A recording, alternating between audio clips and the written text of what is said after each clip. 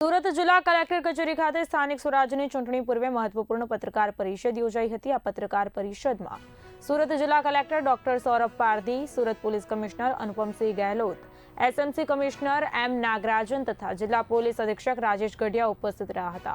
કલેક્ટરે ચૂંટણી સંબંધિત જરૂરી સૂચનાઓ અંગે માહિતી આપી। કુલ 2793 પોસ્ટલ બેલેટ દ્વારા મતદાન પ્રક્રિયા હાથ ધરાશે, જ્યારે મત ગણતરી 28 એપ્રિલે ગાંધી કોલેજ ખાતે યોજાશે। ચૂંટણી દરમિયાન તમામ મતદાન બૂથો પર ઉચ્ચ પોલીસ અધિકારીઓના નેતૃત્વ હેઠળ પેટ્રોલિંગ કરવામાં આવશે।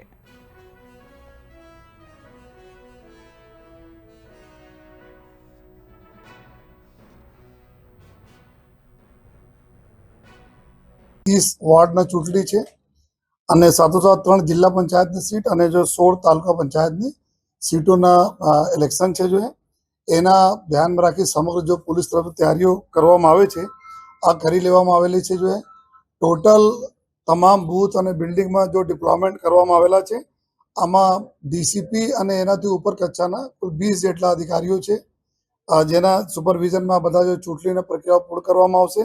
22 જેટલા એસીપી અને 104 પીઆઈ અને લગભગ જો 250 ટોટલ જો પીએસઆઈ અને બધા પોલીસ એસઆરપી હોમગાર્ડ અને જો અત્યારે અલગ અલગ જો પોલીસની જો અમારા ટ્રેનિંગ છે બધા મળાવીને લગભગ જો 9000 જેટલા પોલીસના જવાનો જો ડિપ્લોય રહેશે। જો અધિકારીઓ અને જવાનો બધા મળાવીને લગભગ 9500થી વધુ સંખ્યામાં જો પોલીસના ડિપ્લોયમેન્ટ જો બૂથ બિલ્ડિંગ અને જેટલા બી અલગ અલગ વિસ્તારો છે એના ઉપર પેટ્રોલિંગ માટે જો અને તમામ જો મતદાન પ્રક્રિયામાં જેટલા બી સ્થાનિક સ્વરાજ્યની જે આગામી ચૂંટણી છે જેમાં સુરત ગ્રામ્ય જિલ્લામાં જિલ્લા પંચાયત, તાલુકા પંચાયત અને નગરપાલિકા આ ચૂંટણી અન્વયે જિલ્લા પોલીસ દ્વારા જે કામગીરી કરવામાં આવેલી છે એમાં ટોટલ જે બૂથ છે એ 1160 છે, ટોટલ બિલ્ડિંગ 766 છે।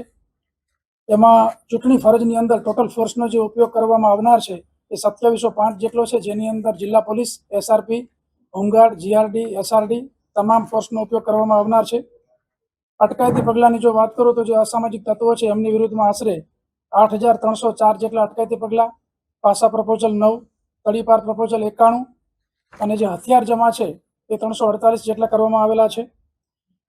જે દારૂની પ્રવૃત્તિ જે છે એને નેસ્ત નાબૂદ કરવા માટે દેશી દારૂ 4566 લીટર જેટલો દેશી દારૂ કબજે અને એની કિંમત આશરે 9 લાખ કરતાં વધારે છે। વિદેશી દારૂમાં 97838 જેટલી બોટલ કબજે કરવામાં આવેલી છે, જેની કિંમત 2,57,00,000 જેટલી થાય છે। અને ડ્રગ્સની જે બધી છે એને કંટ્રોલ કરવા માટે એનડીપીએસના કેસ કરવામાં આવેલા છો કે સુરત મહાનગરપાલિકા આપણી 4 નગરપાલિકા બારડોલી, કડોદરા, માંડવી અને તરસાડી એના ઉપરાંત સુરત જિલ્લા પંચાયતની કુલ 36 બેઠકો અને સુરત જિલ્લાની જે 11 તાલુકા પંચાયતની કુલ 204 બેઠકો માટે આપણે 26/4/2026 એટલે રવિવારના દિવસે સવારે 7 વાગ્યાથી સાંજના 6 વાગ્યા સુધી મતદાન આપણે યોજવા જઈ રહ્યા છીએ।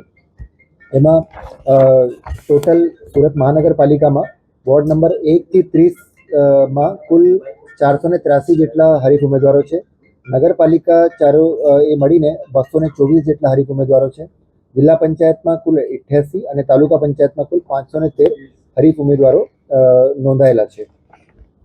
આની વાત કરીએ તો મહાનગરપાલિકામાં ટોટલ પુરુષ મતદાર 13,02,941, મહિલા મતદાર 11,73,451 એમ કરીને ટોટલ 24,76,392 જેટલા મતદારો છે એ પોતાનું મતાધિકારનો પ્રયોગ કરી શકશે।